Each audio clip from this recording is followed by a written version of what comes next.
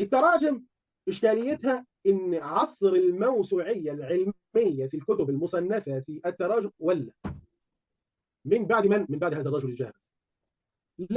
لم تجد موسوعه علميه متقنه كتبت من بعد السير اعلام النبلاء. حتى السخاوي حاول محاوله جيده واعتنى بالقرن التاسع والعاشر بترجمه القرن التاسع والعاشر. ثم من بعد ابن العماد الحنبلي في كتابه شذرات الذهب في اخبار من ذهب، برضه اعتنى به عنايه جيده، لكنها لا تقارن ابدا بهذا، لانه يكتب تراجم موجزه ايضا.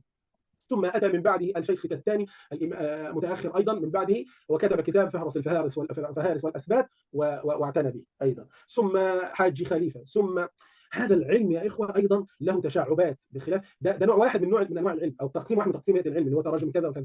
في نفس العلم هذا او في ذات العلم هذا هناك علم خاص بالتصانيف، تاريخ التصانيف دون فيها ابن النديم في الفهرست وجماعه، واخرهم لعل اخرهم القنوجي، ومن قبله حاج خليفه في كشف الظنون الى اخر ذلك.